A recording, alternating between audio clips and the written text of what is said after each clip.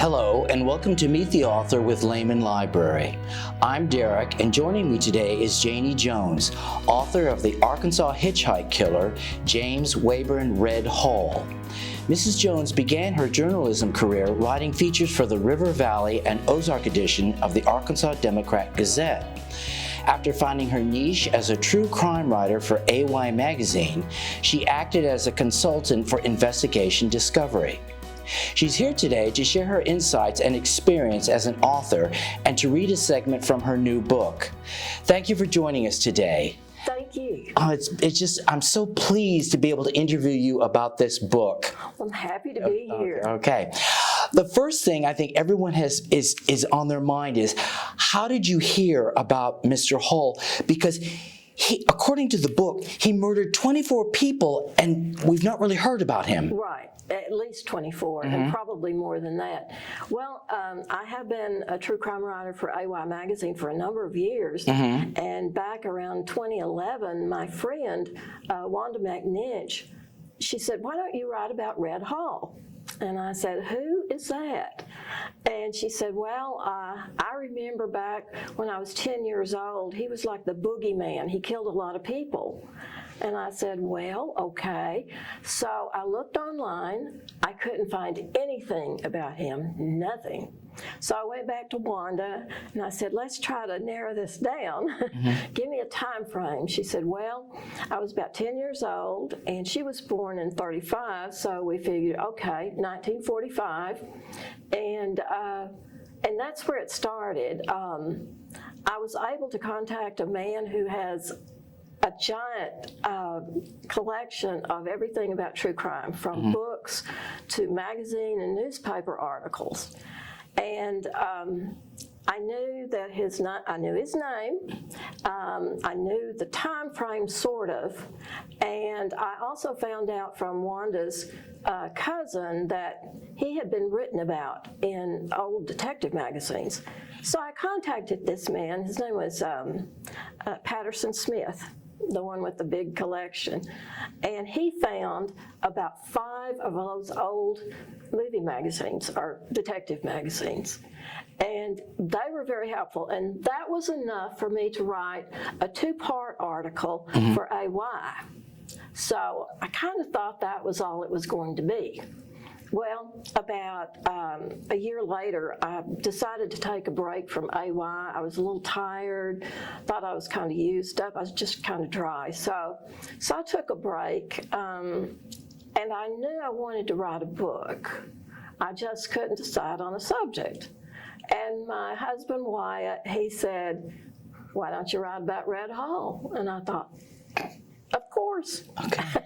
So that's how it started. And see, Wanda lived in Enola. So this was Red's old stomping grounds. Now, he was born in a little community called Happy Valley, and that's very close to Enola. It was just a collection of small communities, and Enola was like the social hub. So it was people from that area of the state, and Enola's in Faulkner County. So I was able to actually interview some of the people who were still around, because you have to understand, this was back in 1945 when the news broke. I won't give everything away, but he was captured, and that's when it really started happening. Okay. So that's how I learned about Red Hall. Okay. And then I had to do all the research, and I want to give credit posthumously to Joe Wurgis. He was the police beat reporter for the Arkansas Gazette. Oh, okay. And he went everywhere that the detectives went with Red, like to crime scenes and everything like that. So he really got to know Red, and that was the biggest help. Oh, I'm sure. Yes, sort of. He actually spoke with him, and that sort of thing. Yes. Okay. Right. Yeah, he had he got an exclusive interview with Red, and Joe was there for the confession, and Joe, the Red took them around to all these different crime scenes. They were gathering evidence. And I won't go into that so much, but they would take these long trips, and I'll read a little bit about that. Okay. So it was always the same. Red would be in the back seat, handcuffed on one side to Detective Peterson, and on the other side, it was Joe Wurgis. Wow, that was a gold mine. It was, yes. I'm just curious, how would you diagnose Red? And I don't mean that like from a psychiatric, but when you look at his life and what he did, what would you tell the viewers? What would you tell people? How would you diagnose him or describe him? Okay. Yeah, I have talked about this. Red had a head injury when he was a little boy. Well, he was about 13 years old, but it was a severe head injury. It was from a farming accident, supposedly. And he was knocked out for at least an hour, so that's a long time when you're hit on the head. And then he wasn't the same for weeks. He was sick for weeks. And after that, people said he was never the same again. He also came from an abusive home. Yes. Yes. And two things that serial killers often have in common are abusive homes and the hit on the head. Oh, okay. Yeah. All right. So I think that the combination, people who did know him said that he was like two people, not schizophrenic, not a multiple personality or anything like that, but he could just turn on a dime. He'd be friendly. He could be so friendly. And I do hear from now, after the book came out, I have heard from people who were like 5 years old back then who knew him. And he was nice. He taught a little boy how to whittle and things like that. He was friendly and charming. And he always was that, really. Okay. Yes. Yeah, he was. He was very charismatic, some people would say. And it's sort of funny. He didn't have much education. I think he, through the 8th grade, I think. But he traveled around a lot. And he picked up things. He learned a lot that way. So in his own way, he was quite smart. Okay. All right. He was very cunning, too. Yes. Yeah. You bring up in your book the trial. Of course, you would have to. But what I found was more interesting, that I found the trial more interesting than the case. Let me explain what I mean by that is that the way the defense attorney objected, it just drove me up the wall.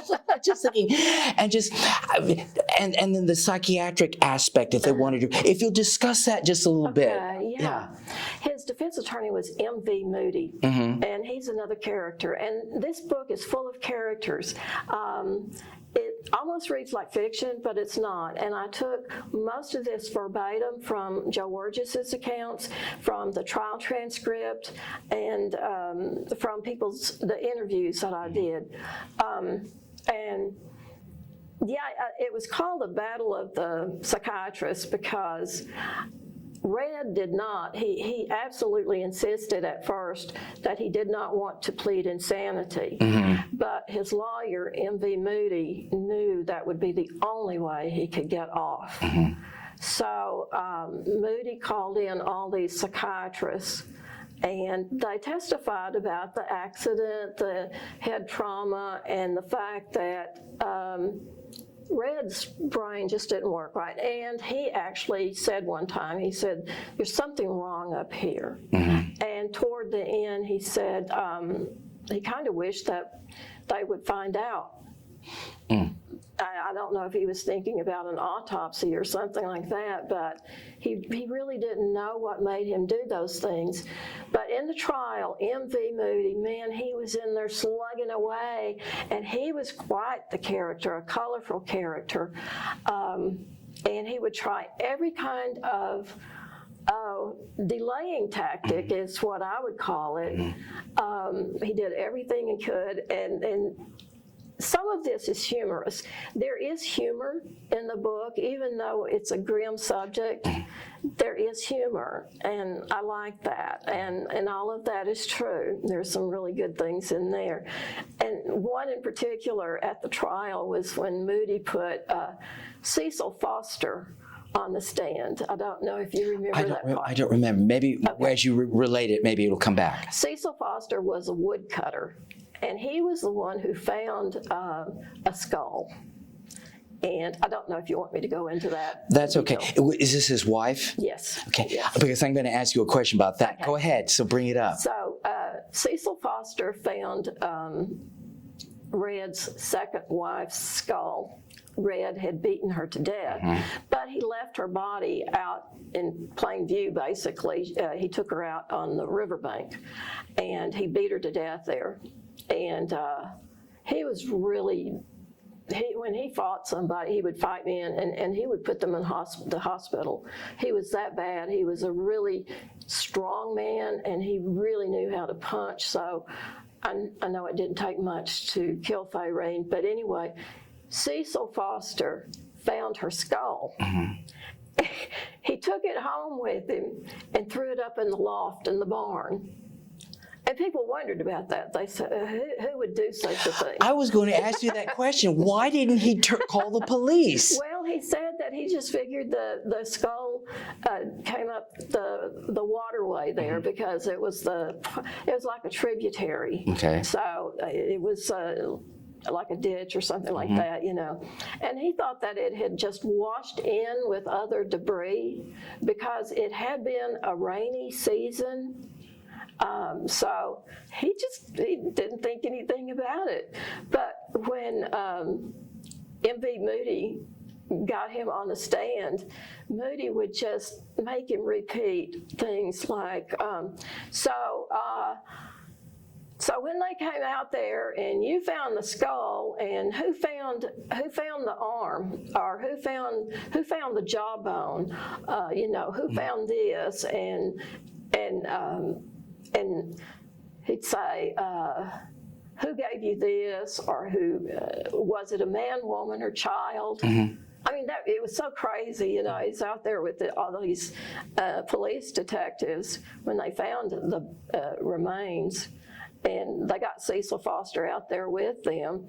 And Moody was trying to make it appear that they just found these various bone fragments and things like that. And he was trying to be specific about who exactly found this and that. But when he did it in the courtroom, it was so repetitive. I found this funny. I've never heard a lawyer make an objection to the judge.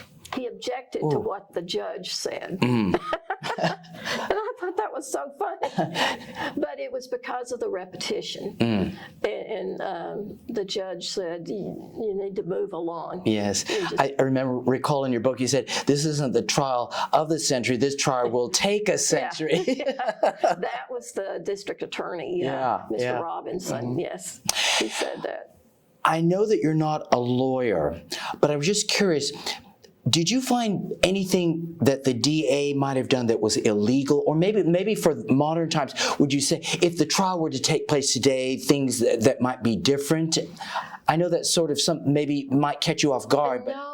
No, that's a good question. I think they did everything correctly. And one thing was, now before they went to trial, they had to decide the jurisdiction, who had, like for instance, the sheriff and the prosecutor in Faulkner County, they wanted Red to be tried in Faulkner County because one of his victims he killed in Faulkner County. And then he killed in different parts of the state.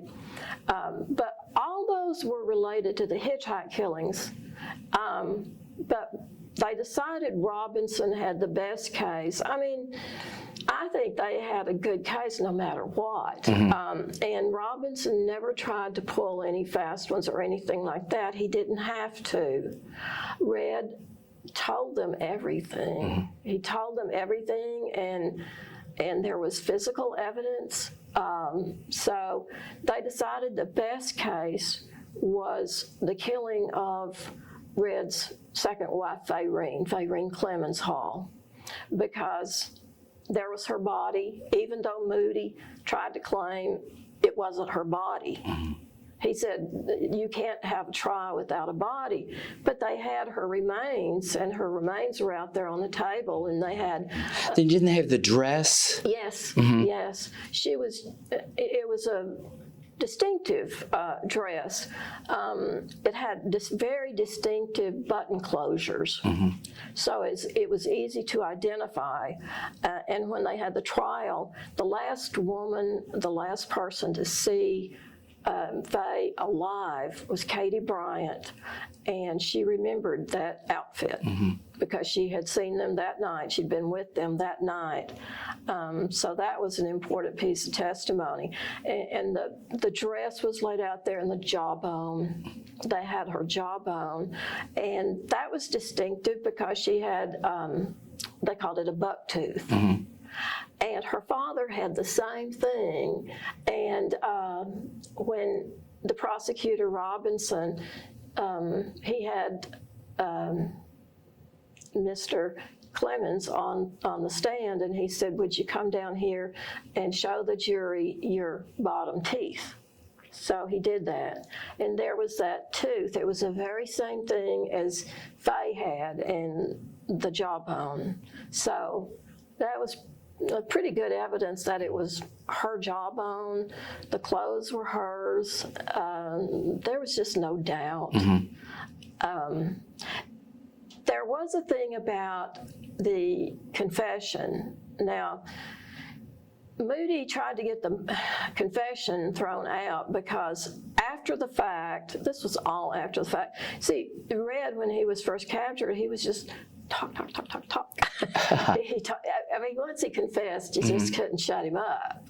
But then the trial came along, and he changes his story, and he says that he was abused, that he was dragged around, that he was kicked in the pants and things like that.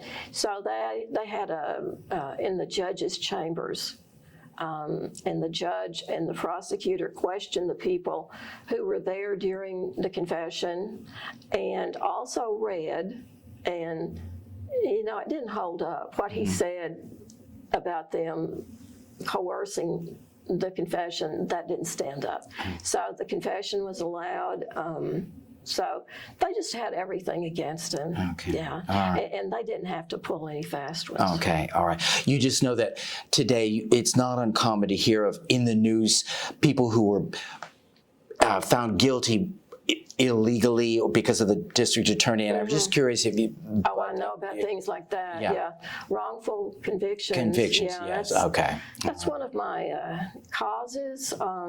There are a lot of wrongful convictions, a lot.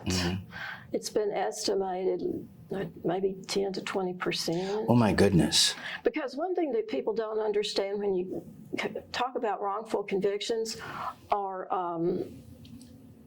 confessions, false confessions. I'm thinking in particular of the West Memphis 3 case. Yes. With Jesse Miscalley Jr. And in his case, it was mostly because it was very low IQ. And that happens quite a bit of the time. And Damien Eccles, he wrote about that in his book, Life After Death. And so, yeah, wrongful convictions, I've written about those. Okay. And they happen much too often. Okay, all right. And sometimes it is because the prosecutor is wanting to develop a career and go on to political office, higher political office. Yes, okay. And that's very unfortunate, but it does happen quite frequently. I'm just curious about your book in terms of, is this book, and I don't know how to express this, but I'll get it expressed. Is this book finished? What I mean is, or do you find that you want to do even more research on Red, or you say, no, I've put my last pen and paper down, I'm not going to write anymore? Or do you find that people are writing you and then you're finding out more information about Red and subsequently maybe want to write an appendix or something? I'd like like to do that. There were several things I didn't know until one that after the book had gone to press, but before it came out, I learned about a song that was written about Red. So people can go to the Facebook page that I have. It's facebook.com/the Arkansas Hitchhike Killer. And I try to put things like that in there. It probably wouldn't be enough for another book, but if I could sell enough and we go to a second printing, one hopes. Okay. But I would like to add some things. It's mostly little things like I would like to have known how, like his father, describe his father physically and his mother. Well, I learned that now. I know that. So I'm putting little things like that on the Facebook page. So I hope people will check that out. Yeah, okay. Now, as you have already stated, there are some funny parts in your book for a very serious story, but something I laughed out loud about is, and we've discussed this before, is the difference between hobos and tramps. Will you please tell the audience The difference between hobos and tramps. Okay, this was back in the day. This was back in the late 30s and 40s, and you had a lot of hobos and tramps just coming out of the Depression. So anyway, tramps, they don't work for their money. Hobos do. Hobos work for their money. So they're good men. They're good guys. They're just trying to get along. It's hard to find jobs out there, but tramps, I don't know about them, you know. I just laughed out loud. I thought that was so hilarious. Yeah, it was scary, and I can vouch for that because I remember my mother talking about when she was living alone with her mother, and this would have been back at that time. And if a guy came to the door looking for work, and there's just a screen door between them and this scruffy-looking guy, well, they wouldn't know if he was a tramp or a hobo, but I figure those were probably tramps because out in rural areas, I think it would probably be more tramps, but I don't know. That is an interesting thing I could follow up on. Okay. On a more serious note, something I noticed in your book, or something that you wrote about, was Carl Hamilton, one of the victims. Yes. And the thing that I wanted to bring up was the fact that there was a newspaper article written about him, and as you say, it was during the war, 1945, so the World War II, but it was like only 2 paragraphs, and I thought it was sort of sad, and you brought up, there were several things for the reason it was so short, but probably the biggest one was that his race, he was black. So. Yes. Could you comment on that? Or Yes. And I went through a lot of newspaper archives, so I noticed this right away. If a black person died, they were just given like 2 lines, and it would be over, it would say something like deceased Negroes or coloreds. It would be various names. And so they had their own obituaries, but very, very short ones, just unless they were prominent in the community, that would garner them a little more press. They get a little bit more. But Carl Hamilton, he was a bootlegger and a barber. But the reason his got more press was because he was a murder victim. But yeah, it was the era of the Jim Crow laws. So African Americans were just not. No, they weren't treated. Of course, they weren't treated right at all. And that's one of the things, one of the ways they were mistreated. They weren't even really counted. Okay. Yeah. Now, the members of our audience are always interested in how you get your books published. Would you share a little bit about, just the actual, what your experience was with this? It's History Press, isn't it? This is History Press. It's an imprint of Arcadia Publishing. Arcadia is the main publishing house, and then they have this little imprint called the History Press. And usually you see those, they're usually kind of brown, and they have a lot of pictures, and they'll be about all kinds of things, little towns, the history of a little town, or a history of maybe like a World's Fair or something like that, but with a lot of pictures. Mine's a little bit different. They put it in the history press, but I was at a loss for pictures because there just weren't any. There were some that were printed in those detective magazines, but because we couldn't pinpoint, and Mr. Smith, Patterson Smith, he couldn't say for sure who owned the copyrights. So I had thought that I could use those and give him the credit. You always write a credit line, a photo courtesy of. But no, he said he couldn't do that. So I couldn't use any of those photos.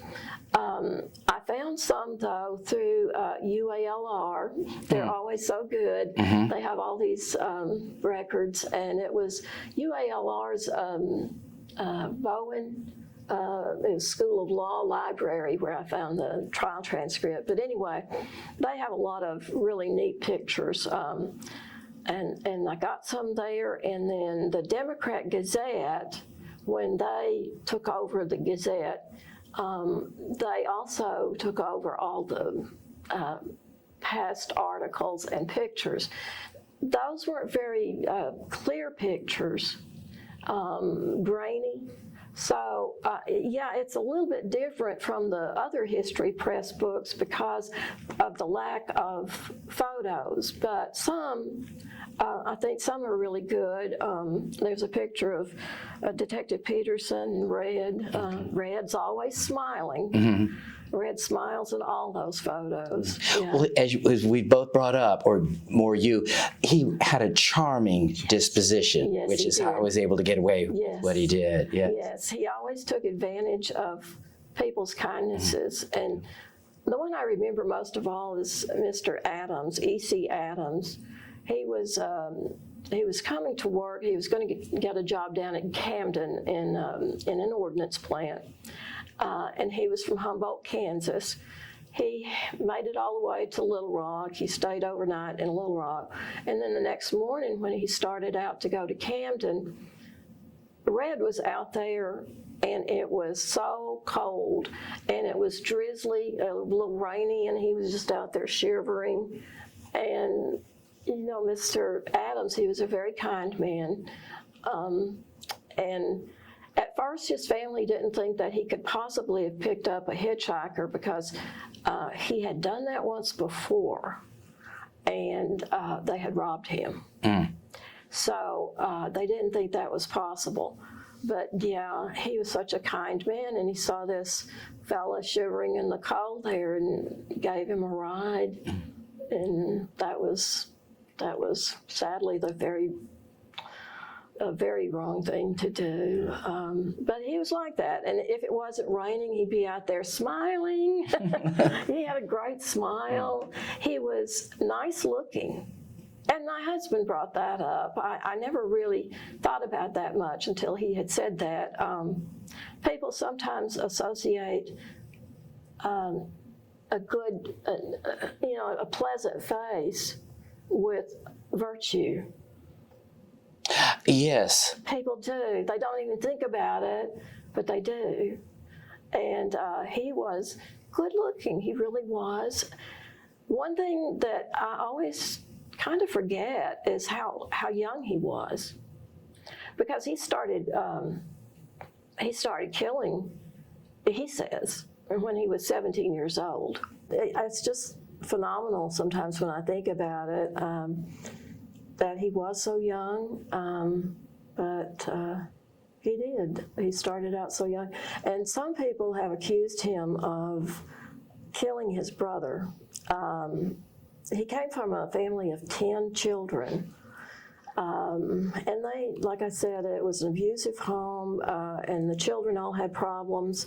But one thing was a brother who went missing. His brother, he left, and we think he went to California. And while this is going on, while the trial was going on, another brother who had just come back from the war, he was hiring a private detective to try to find this. His name was Gilmore George Hall, and I have heard that maybe he was in California, but back then, I have not been able to verify that. Okay. A lady who was really into genealogy and ancestry and all that, she told me a long time ago that, yeah, he was out there, and she sent what she had found, but then when I started digging deeper, I don't think that was the one. And then I've heard other stories where he may have been in Georgia or Florida. And then I've gotten, one fellow contacted me after the book came out. He said California. No, I'm sorry, I just can't really pin that down. But yeah, if he killed his brother, that happened when he was even younger than 17. Wow. Some people thought that maybe his brother was his very first victim. I don't know. I just don't know. It may be something we'll never know the answer to. Yes. All right. Okay. Well, Janie, why don't we do this? I want you to read a section of a small section of the book for the audience. All right. This is. Now this is, like I said, he took them around to all the crime scenes. So we'll start with that. I guess everybody will remember me now, Hall said, enjoying the stardom that he had gained. When they stopped at the courthouse in Heber Springs, his fame drew a throng of about 500 people. One man in the crowd waved a noose, but he was chased off by Sheriff Turney. Here, handcuffed to Lieutenant Oliphant, Hall was in a genial frame of mind as he looked out over the gathering and was pleased at the big turnout. He smiled broadly and asked that the window be raised so he could converse with the curious. The crowd reminded Hall of a carnival, and he was the sideshow attraction. I could make plenty of money selling peanuts and popcorn, he said. You know, that sounds just like him, even though I've never met him. You know, just that charismatic personality. Yeah. Yes, yes. Well, Janie, this has been a pleasure. I want you to be able to sell as many copies as you can. What social media are you in? And tell that to our audience. How, if they wanted to buy your book, how could they do that?